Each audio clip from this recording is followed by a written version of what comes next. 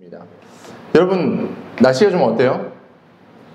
네, 이제 좀 괜찮아졌죠. 제가 이 설교를 쓸 때까지만 해도 너무 더웠어요. 제가 서두에 뭐라고 썼냐면 여러분 이번 추석은 역대급 더위였습니다 라고 제가 이렇게 쓴 내용이 지금 딱 제 설교 원고에 있습니다. 제가 이번 추석을 보내면서 지난 주일날 이제 예배가 끝나고 병천 저희 처가에 내려갔어요. 내려가는데 저는 앞에 앉아 있으니까 유리로 계속 햇빛이 비치는데 얼마나 얼굴이 뜨거웠는지 모릅니다. 아니나 다를까 문자로 계속 폭염주의보, 폭염주의보, 폭염주의보, 병천에서도 계속 올리고 서울 올라와도 계속 올리는 걸 볼 수 있었습니다. 너무너무 더웠어요. 근데 또 노아가 저희 병천에는 어머니께서 작은 텃밭을 가꾸고 계시는데 작지는 않죠. 제가 봤을 때는 그냥 밭인데 자꾸 텃밭이라고 하시는데 텃밭에 갔더니 이제 어머니가 고구마를 심어 놓으셨는데 노아를 불러다가 노아가 캐라고 한 줄을 남겨두신 거예요. 근데 여러분이 생각하는 한 줄이 아니고요, 한 밭을 남겨두셨어요. 그래서 저희가 그것을 계속 캐다 보니까 정말 속옷까지 완전하게 젖은 그런 기억이 있습니다. 근데 한번 제가 생각을 해봤어요. 그 더운 와중에 야, 태양이 조금 온도가 떨어지면 어떨까? 근데 궁금하지 않아요? 자, 태양의 온도가 떨어지면 어떤 일이 벌어질까 너무 궁금해서 챗 GPT한테 물어봤습니다. 태양의 온도가 떨어지면 어떻게 될까? 챗 GPT가 쪼르륵 이렇게 내용을 정리해 주는데 제가 간단하게 설명해 드리면, 태양의 온도가 조금이라도 떨어지게 되면 지구는 지표면에 도달하는 열이 줄어들어서 평균 온도가 급격하게 줄어들어서 대부분의 지역의 생명체가 생존이 어려운 환경이 됩니다 라고 딱 뜨더라고요. 그러면서 식물의 광합성에 영향을 미쳐서 식물을 먹이로 삼는 동물들은 다 죽을 거고 상위 포식자까지 상쇄적으로 연쇄적으로 영향을 미쳐서 생태계가 붕괴될 것입니다. 그리고 태양 에너지는 대기와 해양 순환에 영향을 주기 때문에 대기 순환에도 문제가 생기고 해류가 멈추게 되어서 극단적인 기후가 생길 겁니다 라고 GPT가 얘기하더라고요. 그러니까 너무 덥다고 태양이 태양의 역할을 안 했으면 좋겠다 라고 생각하니까 지구가 멸망하는 그런 시나리오까지 가게 된 겁니다. 잠깐 너무 더워서 제가 했던 그 망상은요, 지구의 멸망을 가져왔습니다. 근데 제가 이틀 전까지만 해도 너무 더웠는데 이제 비가 오고 나서 온도가 시원해졌잖아요. 또 생각을 해봤어요. 만약에 비가 내리지 않았으면 어떻게 될까? 아마 지표면의 온도가 계속 올라가서 전 세계가 사막화가 진행될 거고 또 지구의 멸망까지 이어졌을 겁니다. 그러니까 각자가 뭐 태양이든지 수증기, 뭐 비든지 구름이든지 모든 자연 생태계가 각자의 목적과 그 역할대로 진행되어야지 생태계가 운영되는구나 다시 한번 생각하는 시간이었습니다. 그런데 태양만 그럴까요? 구름만 그럴까요? 우리도 마찬가지입니다. 우리 인간 역시도요, 하나님께서 이 땅에 부르신 목적과 우리를 이 땅에 살게 하신 이유가 있다라는 겁니다. 여러분이 잘 아는 리고렌 목사님 이번에 4차 대회도 강사로 오시는데 Purpose Driven Life라는 책을 쓰셨어요. 목적이 이끄는 삶. 그러니까 인간은 하나님께서 부르신 목적이 있고 그 목적을 발견하면 그 목적이 우리의 삶을 이끌어간다. 그래서 의미 있고 가치 있게 힘 있게 살아갈 수 있다라는 의미의 책입니다. 여러분은 지금 어떠한 목적을 갖고 살고 계십니까? 여러분은 어떤 이유로 지금 살아가고 계십니까? 인간이 창조된 목적대로, 그러니까 원래 우리가 오리지널로 하나님께서 만드신 이유대로 살아갈 때에, 우리가 창조된 목적대로 살아갈 때에 실제로 하나님의 계획을 우리가 성취해 나갈 수 있다는 것을 기억해야만 합니다. 반대로 우리가 하나님께서 우리를 세우신 목적이 있는데 우리가 생각한 목적대로 살아간다면 분명히 하나님의 계획 가운데 우리가 동참할 수 없고 우리의 삶 가운데도 여러 가지 문제가 생길 수 있다는 것을 저희가 한번 여러 가지 논법을 통해 생각해 볼 수 있는 것이죠. 저는 개인적으로 열정 있는 사람을 좋아해요. 열정이 있어서 뭔가를 막 도전하고 함께 할 수 있습니다 라고 이야기하는 사람을 좋아합니다. 왜냐하면 열정이 없는 사람들은요, 대부분 한가해집니다. 그리고 할 일이 주어지면 귀찮아하고요, 결국 삶의 의욕이 사라지는 경우들을 보게 됐습니다. 그런데 열정 있는 사람들은요, 아무리 바빠도 할 일을 딱 찾으면요, 시간과 여건을 조장해냅니다. 그 모든 것을 정리해서라도 그 목적대로 나아가는 그 열정 있는 사람들을 저는 참 좋아합니다. 결국 그 열정 있는 사람은요, 공동체와 함께하는 사람들에게 윤활유 역할을 하고요, 때로는 식어버린 가슴에 불을 지피는 경우들을 보게 됩니다. 그런데 이 열정 있는 사람을 제가 참 좋아한다 그랬는데, 이 열정, 인간에게 이 열정을 가져다 주는 게 뭐냐? 바로 삶의 목적과 이유라는 것입니다. 목적이 없고 이유가 없으면요, 열정이 생길 수 없는 것이죠. 근데 내가 뭔가 해야 된다라는 목적이 생기면요, 열정이 불타오르는 것입니다. 오늘날 이 시대는요, 참 많은 것을 볼 수 있는 시대예요. 과거의 시대는 아마 무언가의 베일에 가려져서 잘 안 보이는 시대였다라고 표현할 수 있는데, 오늘날은 앞에서 말한 태양이 완전하게 비춰져서 많은 것을 볼 수 있는 시대가 되었습니다. 과학기술이 발달했고요. 4차 산업혁명은 우리가 손가락 하나만 튕겨도 많은 것을 알 수 있을 만큼, 여러분이 마치 타노스처럼 핑거스냅 딱 하면요, 여러분이 원하는 것들 다 찾아볼 수 있고 원하는 것들을 다 누릴 수 있는 그런 시대가 되었습니다. 그런데 이 많은 것들 속에서 각자가 각자의 이야기들만 이야기하다 보니까 이 에너지가 모아지지 않는 것들을 보게 됩니다. 아무리 밝은 태양이 지금 이렇게 우리를 비추고 있어도 이 태양 에너지가 한 군데로 모아지지 않으면요, 태양이 비친다고 불이 붙지 않습니다. 근데 여러분, 종이에다가 불을 붙이는 방법 아시죠? 돋보기를 갖다 대서 그 태양 에너지를 하나로 모으는 것입니다. 마찬가지로 우리가, 부름받은 우리가, 교회된 우리가 하나님께서 우리 교회와 여러분을 부르신 목적으로 하나로 딱 모이게 되면 우리 가운데 열정이 생기고, 그리고 그 사명을 감당할 수 있는 하나님의 능력이 임해서 우리가 그 하나님의 영광을 위해 살아갈 수 있는 그런 인생이 될 수 있다는 것을 기억해야만 합니다. 바라기는 우리 비욘드 처치가요, 우리 비욘드라는 이름을 제가 이번 한 주간 정말 많이 들었어요. 제가 미리 로잔에 앞서서 로잔에서 오실 분들, 리더십들을 계속 미팅을 했는데 요즘 많이들 사용하시는 단어가 비욘드더라고요. 우리 갇혀있는 것에서 넘어서서 뭔가 해야 된다, 이런 얘기를 하는데 어제 리키 킴이 저랑 같이 옆에 배석했었는데 리키가 자꾸 툭툭 치는 거예요. 너네 교회 얘기한다, 너네 교회 얘기한다. 비욘드가 우리의 가치예요. 넘어서는데 지역과 일터와 우리가 살고 있는 이곳을 넘어서서 더 나아가 열방까지 선교하는 선교적 교회, 이것이 우리의 비전입니다.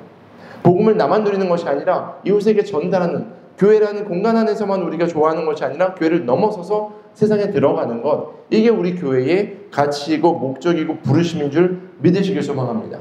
이것을 우리가 함께 고민할 때에 여기에 힘과 동력과 하나님이 주신 능력이 임할 것이다 라는 것을 기억하는 시간이 되었습니다. 기억하는 시간이 되었으면 좋겠습니다. 물론 교회는요, 각자가 감당해야 될 많은 역할들이 있습니다. 어떤 교회는요, 잘 섬겨야 되고요, 이웃을 잘 섬겨야 되고요, 어떤 교회는요, 장애인 사역을 감당해야 되고요, 어떤 교회는요, 또 여러 가지 여러 가지 사역들이 있잖아요. 여러 가지 사역을 해야 되는데 모든 교회가 모든 것을 한 번에 할 수는 없습니다. 각자의 부르심이 있고 그 부르심에 합한 사역들을 함께 해나갈 때에 하나님의 나라가 우리 가운데 경험되는 것입니다. 특별히 우리 비욘드 처치는요, 하나님께서 열방을 섬기는 교회로 또 우리를 부르셨다를 기억하셨으면 좋겠습니다. 주보를 보시면 지난 맥주 감사주일에 여러분이 10세일반 선교헌금을 내서 캄보디아와 스와질랜드 에스와티니에 선교비를 전달한 내용이 있는데, 특별히 에스와티니 선교사님이 추석 기간에 저에게 편지를 보내셨어요. 사역에 대한 내용을 보고해 주시고 그리고 편지를 주셨는데 그 내용을 한번 읽어보시면 좋을 것 같고요. 제가 짧게 사진들을 모아서 영상을 준비했는데 우리 영상을 한번 보고 말씀을 계속 이어가도록 할게요.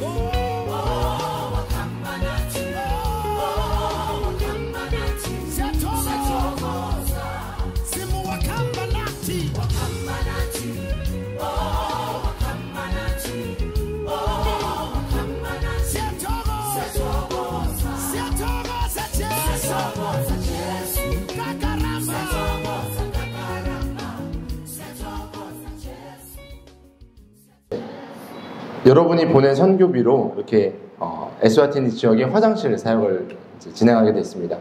이제 존 1, 존 2, 존 3, 존 4 이렇게 있는데 지금 보신 지역이 존 4예요. 그러니까 되게 치안도 안 좋고 그리고 어려운 분들이 많이 있고, 에스와티니는 3분의 1의 국민들이 에이즈에 걸린 그런 국가입니다. 그래서 성에 대한 인식도 너무 낮고 또 그에 대한 조치도 너무 약하고 특별히 여성들의 인권이 너무 낮아져 있고, 그래서 지금 보신 지역이 막 너무 멋있잖아요. 화장실이 네, 노을이 쫙 비치는 데 있어서 막 볼일 보다가 천국 갈 것 같은 그런 분위기인데 여기가 산악지대예요. 이게 평지에는 좀 부유한 사람들이 살고요. 산악지대 힘드니까 거기에 화장실도 변변치 않아서 화장실 문제로 인해서 감염되는 사람들이 많이 있는데 그 사역을 진행해 주셨고 특별히 우리가 보낸 재정으로는 페인팅을 해서 이쁘게 분위기를 바꾸는 사역을 하셨다라고 보고해 주셨습니다. 이것이 우리가 감당해야 되는 사역 중에 하나입니다. 우리가 삶을 살다 보면요, 세상은요 우리 가운데 많은 요구들을 합니다. 넌 이것도 해야 되고 이것도 해야 되고 나는 이걸 해야 될 것 같고 이 위치에 있어야 될 것 같고, 그래서 우리는 세상의 요구에 부응하느라 우리의 삶의 목적이 무엇인지, 그리고 내가 무엇을 통해서 어떻게 삶을 살아가야 되는지 방향성을 잃고 살 때가 많이 있습니다. 학교를 들어갈 때까지는 열심히 공부했는데 대학 들어가고 나니까 과제하다가 얼떨결에 졸업하는 경우들이 있습니다. 그리고 들어오는 일을 쳐내다가 보니까 내가 회사에 왜 입사했지? 라고 생각할 때도 있습니다. 창업을 하고 나서도 그냥 들어오는 일거리를 처리하다 보니까 내가 왜 일을 하고 있지? 라는 생각을 할 때도 있습니다. 자녀를 낳고 자녀를 양육하다 보면 매일매일 반복되는 육아를 하다 보면 나라는 존재가 어떠한 존재인가를 잊어버릴 때도 있습니다. 그런데 오늘 우리가 함께 읽은 하나님의 말씀은요, 우리에게 하나님의 목적이 있음을 이야기하는 구절입니다. 사랑하는 여러분, 여러분의 삶에는 분명한 목적이 있습니다. 하나님은 여러분을요 아무렇게나 이 땅에 부르신 것이 아니고요 목적이 있게 부르셨다는 것을 기억하셨으면 좋겠습니다. 우리 오늘 본문이 사도행전 1장 8절인데요 우리 1장 1절부터 제가 준비했는데 같이 한번 천천히 읽어봤으면 좋겠습니다. 함께 읽습니다. 시작. 데오빌로님, 나는 첫 번째 책에서 예수께서 행하시고 가르치신 모든 일을 다루었습니다. 거기에는 나는 예수께서 활동을 시작하신 때로부터 그가 택하신 사도들에게 성령을 통하여 지시를 내리시고 하늘로 올라가신 날까지 하신 모든 일을 기록했습니다. 예수께서 고난을 받으신 뒤에 자기가 살아계심을 여러 가지 증거로 드러내셨습니다. 그는 40일 동안 그들에게 여러 차례 나타나시고 하나님 나라에 관한 일들을 말씀하셨습니다. 예수께서 사도들과 함께 잡수실 때에 그들에게 이렇게 분부하셨습니다. 너희는 예루살렘을 떠나지 말고 내게서 들은 하나님의 아버지의 약속을 기다려라. 요한은 물로 세례를 주었으나 너희는 여러 날이 되지 않아서 성령으로 세례를 받을 것이다. 사도들이 한자리에 모였을 때에 예수께 여쭈었다. 주님께서 이스라엘에게 나라를 되찾아 주실 때가 바로 지금입니까? 예수께서 그들에게 말씀하셨다. 때나 시기는 아버지께서 아버지의 권한으로 정하신 것이니 너희가 알 바가 아니다. 그러나 성령이 너희에게 내리시면 너희는 능력을 받고 예루살렘과 온 유대와 사마리아에서 그리고 마침내 땅끝까지 이르러 내 증인이 될 것이다. 아멘. 바로 이 말씀, 이 부르심은요 교회된 저와 여러분을 부르신 소명에 대한 말씀입니다. 무엇입니까? 바로 증인입니다. 우리 헬라어로는 마르투스라고 얘기하는데 증인의 삶이 우리의 부르심입니다. 내용을 보니까요 사도행전은요 예수님의 죽으심 그리고 부활 후에 교회가 세워진 것을 저희가 알 수 있는 내용이 기록되어 있습니다. 그리고 예수님께서 제자들에게 뭐라고 말씀하셨습니까? 예루살렘을 떠나지 말고 내가 약속한 성령을 기다리라 말씀하셨습니다. 실제로 예수님의 제자들은요 예루살렘을 떠나지 않고 그 당시에 예수님께서 죽으시고 부활하셨으니까 얼마나 막 사역하고 싶었겠어요. 예수님이 진짜 메시아입니다 전하고 싶었겠어요. 근데 예수님의 명령대로 예루살렘을 떠나지 않고 성령을 받기를 기다렸습니다. 그런데 그 예수님이 기다리라고 하신 그 모든 말씀과 상황 가운데 6절에 제자들의 엉뚱한 질문이 있습니다. 6절 한번 볼까요? 사도들이 한자리에 모였을 때 예수께 여쭈었다. 예수님께 질문한 거예요. 주님께서 이스라엘에게 나라를 되찾아 주실 때가 바로 지금입니까? 그러니까 그들은요 아직도 로마인들을 쫓아내서 예수님의 그 능력으로 말미암아 로마인들이 이스라엘에서 나가고 이제 이 이스라엘을 우리가 되찾아서 진짜 이스라엘 독립국가를 이루는 줄로 착각하면서 이 질문을 하고 있는 것입니다.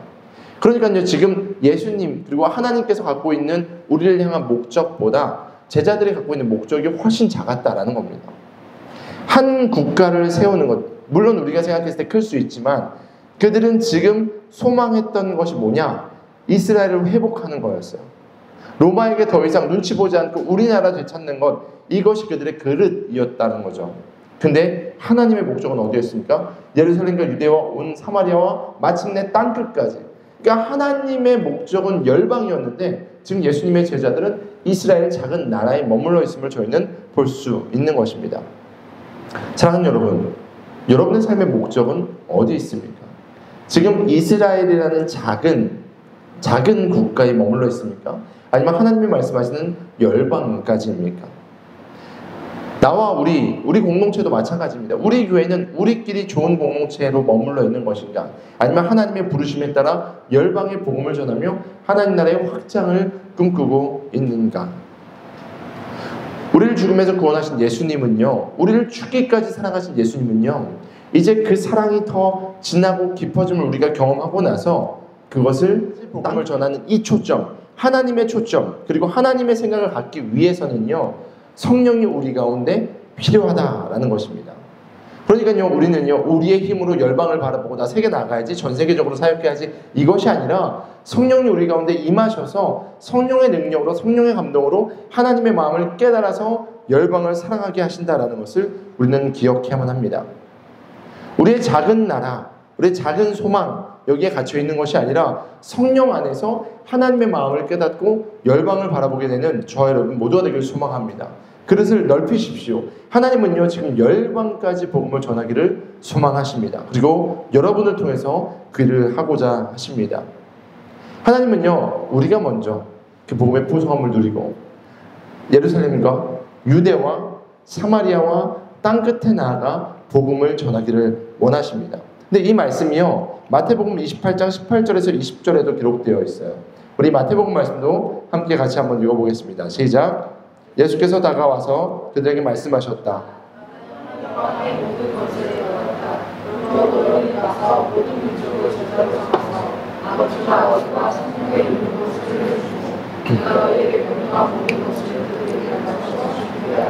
보아라, 내가 세상 끝날까지 항상 너희와 함께 있을 것이다.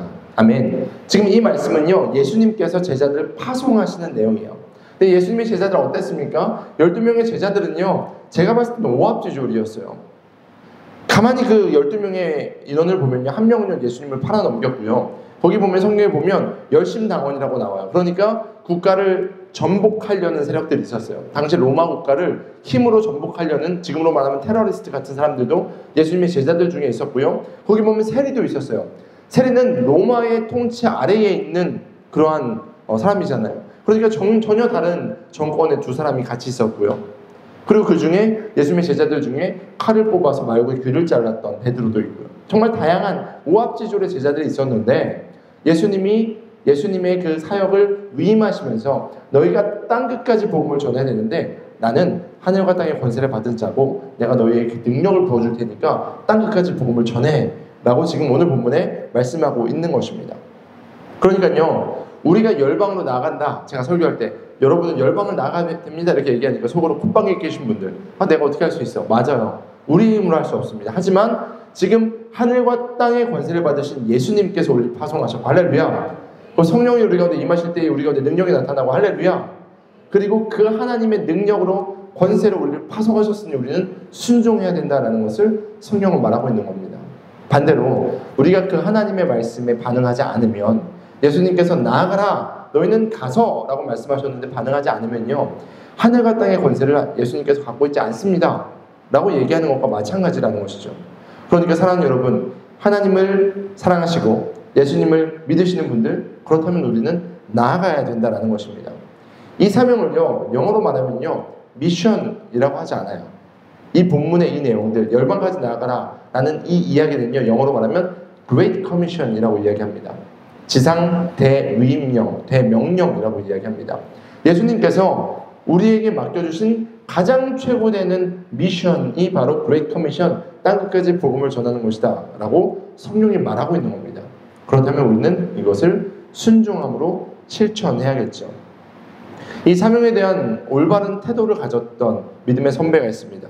그것은 바로 사도 바울인데요. 사도 바울은 이렇게 이야기했습니다. 사도행전 20장 24절 말씀, 그의 마음을 우리 생각하면서 함께 읽어봅시다. 시작.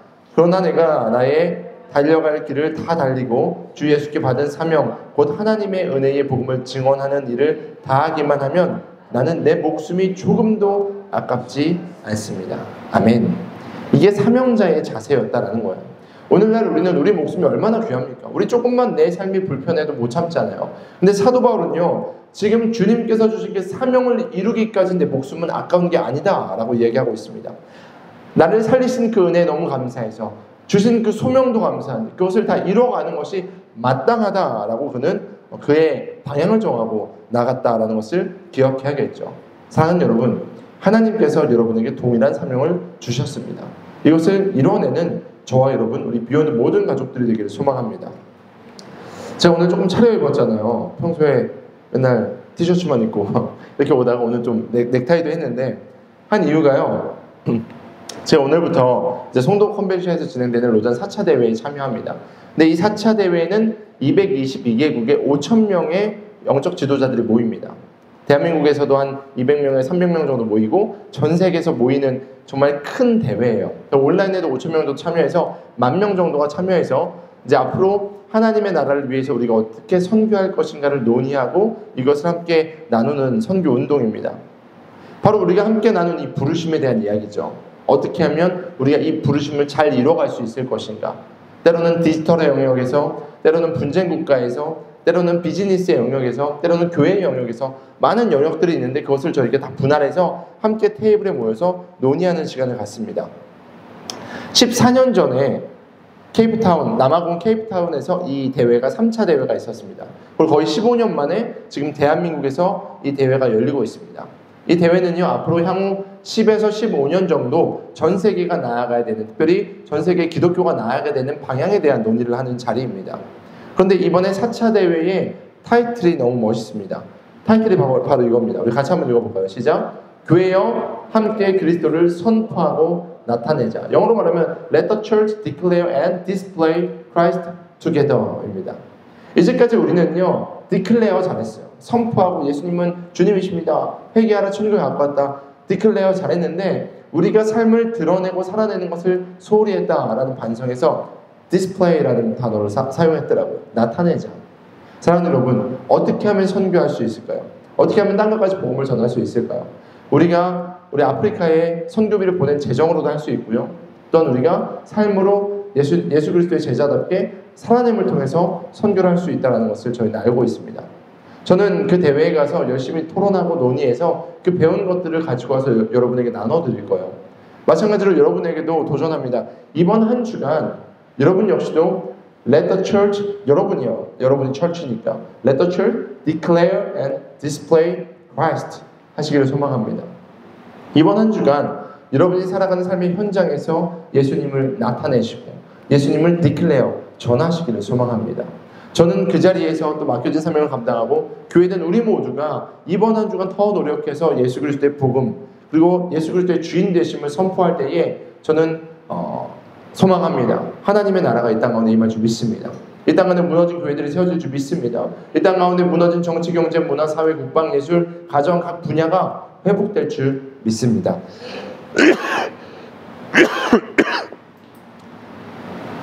이 세상에 많은 사람들은요, 아직도 지금도 목적 없이 살아가는 사람들이 많이 있습니다. 여러분이 문을 열고 나가서 만나는 많은 사람들은요, 오늘도 목적 없이 이유 없이 그렇게 살아갈 겁니다. 그런데 우리는 목적과 이유를 깨달은, 그리고 그 목적대로 살아갈 수 있는 힘과 능력을 받은 놀라운 하나님의 백성들입니다.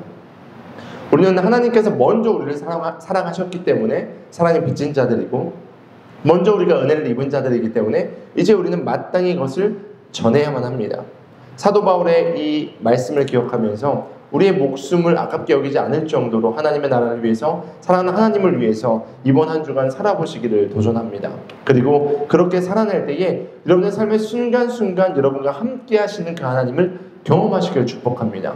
하나님은 우리의 목적이 있는 그 자리, 우리를 보내신 그 자리에 분명히 말씀하셨습니다. 내가 세상 끝날까지 너희와 항상 함께 할 것이다. 사랑하는 여러분, 이번 한 주간 하나님과 동행하십시오. 복음을 전하는 그 자리, 여러분이 손 내미는 그 자리, 여러분이 열방을 위해서 기도하는 그 자리 가운데 하나님이 함께 하실 줄 믿습니다. 우리 함께 기도할까요?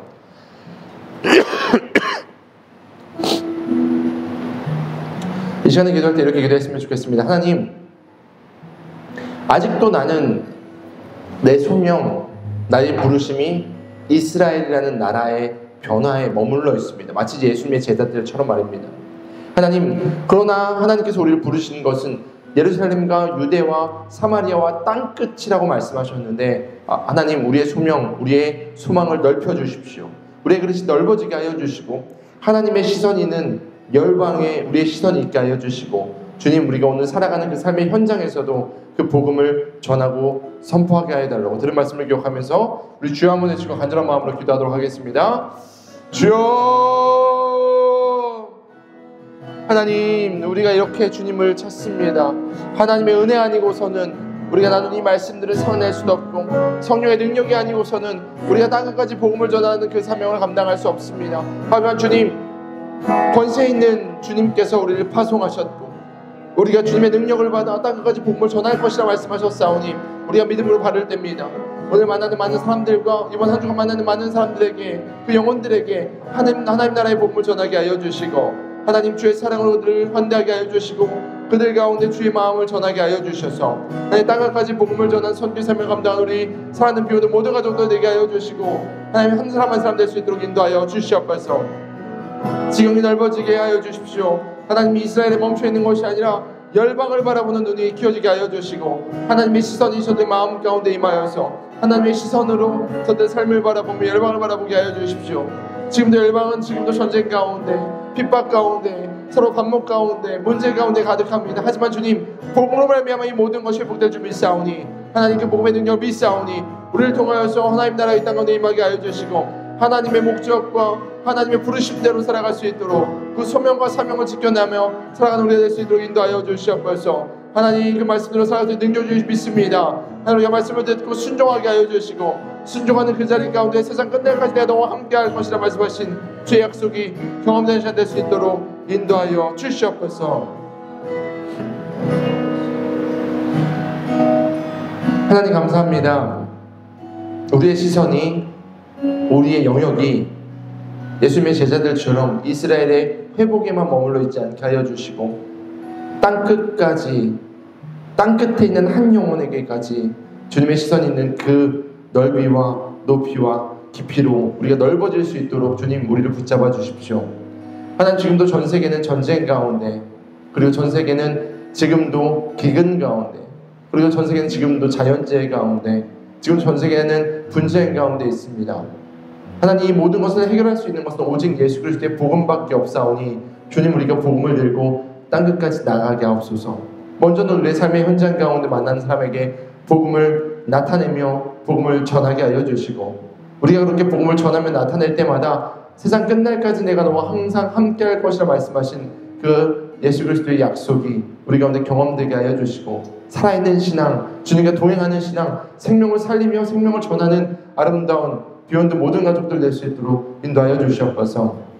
또한 주님 전에 나올 때 빈손으로 나오지 아니하고 예물 드린 자들이 있습니다. 예물에 드린 손길 위에 복의 복을 더해 주시고, 드린 그 마음의 고백과 간절한 기도에 응답하여 주셔서 지금도 살아계신 주님을 경험하게 하여 주시고, 물질의 파수꾼 되게 하여 주시고, 물질이 쓰이는 곳마다 복음의 아름다운 열매가 맺히게 하여 주시옵소서. 이제는 우리 주 예수 그리스도의 은혜와 아버지 하나님의 무한하신 사랑하심과 성령님의 인도 교통하심이 우리를 부르신 그 부르심의 목적대로 살아가기로 작정하며, 또한 땅끝까지 복음을 전하는 그 사명 생명 다해 감당하기로 작정하는 사랑하는 비오는 모든 가족들 머리 위에와 나라와 민족과 열방 위에 이제부터 영원토록 함께 있을지어다. 아멘.